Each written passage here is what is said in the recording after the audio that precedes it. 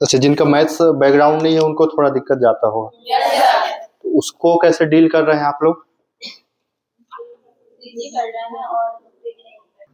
तो आप लोग जो भी उसका प्रीवियस ईयर जो 5-6 साल का आया है ना पेपर 2 प्रीलिम्स का, उसको आप लोग ना पूरा उसका तैयारी करते रहिए, उसको सॉल्व करिए।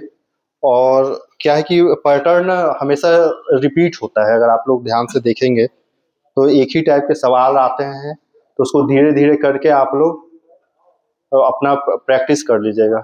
और क्या होता है ना, पेपर 2 में आप लोगों को ये ज़्यादा पता होना चाहिए कि हमें क्या क्वेश्चन नहीं बनाना है जिसमें ज़्यादा समय लगता है, या जिसमें आप लोगों के पता चला 15 से 20 मिनट एक ही सवाल बना रहे हैं और लास्ट में उसका आंसर भी हम या तो नहीं ला, वो सारे सवाल कंप्लीट कर लीजिएगा।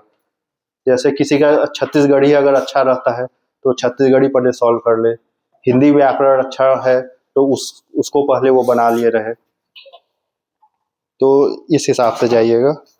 और अभी आप लोग पूरा प्रीलिम्स पे फोकस करिएगा। हिस्ट्री कैसा है आप लोगों का? और ना जितना ज़्यादा आप लोग रिवाइज कर सके ना हिस्ट्री में, उतना ज़्यादा आप लोगों के लिए आसान रहेगा। और फिलॉसफी के भी सवाल बढ़ा दिए हैं, उसको भी तैयार करिएगा। और बाकी आप लोग पूछिए, आप लोगों को क्या पूछ सकते हैं, मैं अपने हिसाब से जितना पता रहेगा उतना बताने की कोशिश करूंगा आप लोगों को।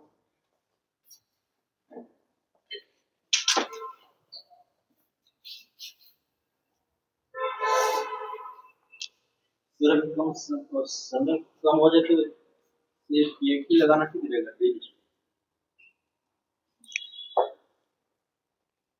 समय कम रहने से जैसे अभी भाई क्यों लगाना ठीक रहेगा। हाँ, देखिए समय कभी कम नहीं रहता है, उसको ना आप लोग जैसे 1 घंटा भी दे दें या आधा घंटा भी दे दें। आप जैसे पेपर 2 का मैं एग्जांपल देता हूँ। अगर मान लीजिए आप लोग पिछले साल का पेपर 2 सॉल्व करना चाहते हैं प्रीलिम्स का, तो अगर आप लोग 1 घंटे भी दे दें तो हो सकता है कोई 1 घंटे में 10 सवाल अच्छे से सॉल्व कर सकता है, या 10 सवाल को सॉल्व करते करते वो 10 कॉन्सेप्ट को आप लोग अच्छे से समझ सकते हैं। दूसरे दिन नेक्स्ट 10 सवाल में जाइए, या जिसका हर टॉपिक स्ट्रांग होगा वो हो सकता है 1 घंटे में 25 सवाल बना लिए रहे, दूसरे दिन फिर दोबारा 25 बनाए। तो ऐसे करते करते ना महीने में आपका कवर हो जाया रहेगा। और पेपर 1 तो ऐसा है कि आप लोग जितना ज़्यादा रिवाइज करेंगे ना उतना जल्दी आपको क्लिक करेगा वहाँ एग्जाम होगा तो। और जैसे पेपर 1 में आप लोग बनाएंगे ना, तो जो 100% श्योर रहता है, जैसा कि आप लोग जानते हैं, आप लोग पहले उसको गोला लगा लीजिएगा OMR सीट में। और जैसे 1 से 100 तक आप लोग जाएंगे सवालों में, तो ये सब जैसे आप लोग अगर पहले दे चुके होंगे तो आप लोग भी करते होंगे कि कौन सा सवाल हमसे बन जाएगा। और कभी कभार ऐसा होता है सेट वाइज, अगर कोई क्वेश्चन नंबर 1 से शुरू कर रहा है तो हो सकता है कि जो टफ क्वेश्चन है उसके सेट में स्टार्टिंग में आ जाए, किसी सेट में रहता है 50 के बाद शुरू हो जाता है 51 से, और किसी किसी में होता है कि वो लास्ट में टफ क्वेश्चन रहते हैं। तो अगर मान लीजिए आप लोग किसी को अगर स्टार्टिंग से करने का आदत रहता है, अगर आप लोगों को अगर वो टफ सवाल ज़्यादा मिलते जा रहे हैं तो आप लोग तुरंत 10-20 क्वेश्चन स्किप करके नेक्स्ट में चले जाइएगा। और यह किसी को पीछे से क्वेश्चन सॉल्व करने का आदत रहता है, तो आप लोग जाएंगे, अगर इजी है तो उसको जल्दी करिएगा, अगर टफ है तो आप लोग फिर स्किप करके 50 पे पहुंच जाइए या 60 से स्टार्ट करिएगा। जैसे मेरे साथ एक बार हुआ था जब मैं 2019 का प्रीलिम्स दे रहा था, क्वेश्चन 1 से स्टार्ट किया था, मेरा 1 घंटा बीत गया था, मैं केवल 30 क्वेश्चन ही कर पाया था, वो भी 30 में से केवल 15 श्योर वाला कर पाया था। फिर जब मैं 50 के बाद गया तो उधर सब आसान आसान था, तो उसी में अगर मैं 51 से स्टार्ट किया रहता तो हो सकता है और प्रीलिम्स और अच्छे से क्लियर हो जाता। तो आप लोग भी एक जैसे ही आप लोग प्रीलिम्स में जाएंगे तो शुरू का 5 से 10 मिनट में एक बार 1 से 100 तक पूरा क्वेश्चन देख लीजिएगा, आप लोगों को आइडिया लग जाएगा कि हमें कहाँ से शुरू करना है। और जो आपका स्ट्रॉन्ग एरिया रहेगा वहाँ से स्टार्ट करिएगा। किसी का हिस्ट्री अच्छा हो सकता है, किसी का जियोग्राफी अच्छा हो सकता है, किसी का इकोनॉमिक्स अच्छा हो सकता है, उसे किसी का साइंस अच्छा हो सकता है, तो आप लोग उसी प्रकार से उसको सॉल्व करिएगा। और बताइए। आप लोगों के कुछ सवाल होंगे। सर एक दिन में जैसे रिवाइज करते हैं तो पूरे सब्जेक्ट तो कवर करना पॉसिबल नहीं होता है, तो मिनिमम कितना सब्जेक्ट लेना चाहिए और जैसे अगर साइंस ले रहे हैं तो फिजिक्स का क्वेश्चन सॉल्व करते या तो फिर मैथ्स रीजनिंग से इधर पूछता है, फिर अगर जीएस का लेते हैं तो फिर इधर लैंग्वेज वाला पोर्शन।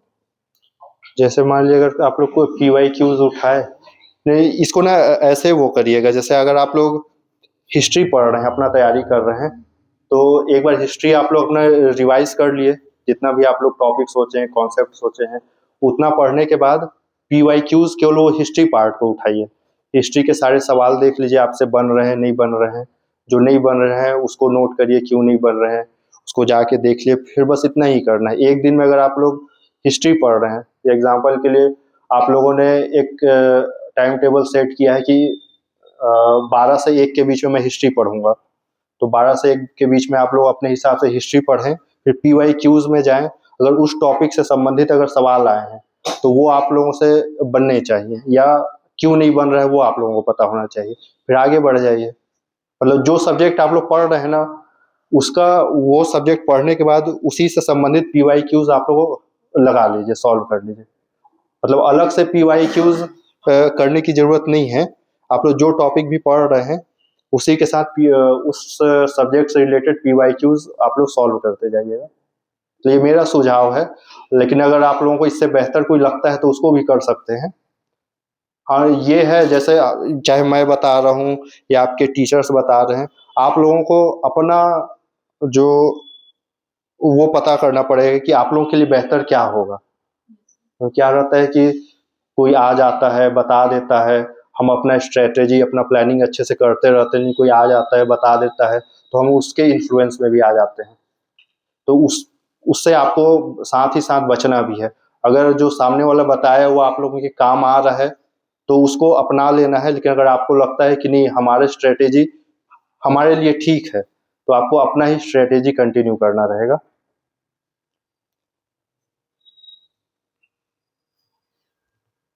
और इस बार टोटल कितने पोस्ट आए हैं?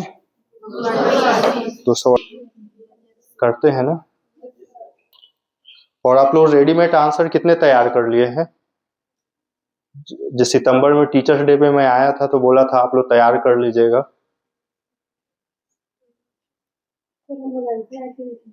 किए हैं ना? और आपस में शेयर किए हैं ना आप? नहीं, और ये रेडीमेड आंसर को शेयर किए हैं, उसको भी कर लीजिएगा। क्योंकि क्या रहेगा ना, अभी जैसे आप लोग का 3 महीना आप लोगों को प्रीलिम्स पे फोकस करना रहेगा, तो इसी बीच आप लोग रेडीमेड आंसर अपने ग्रुप में शेयर कर लीजिए। इससे क्या रहेगा कि प्रीलिम्स के बाद आप लोगों के ऊपर लोड कम रहेगा। रेडीमेड आंसर आपके पास अवेलेबल रहेंगे जो आप लोगों ने साथ में तैयार किए हैं।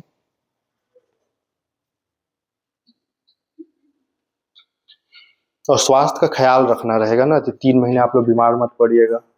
सर्दी खांसी आप लोग गर्म पानी पीजिए पीने में, और ठंड से बचिएगा। पिछले 2-3 दिन में ठंड वैसे ही बढ़ गया है। और पूछिए सवाल आप लोग।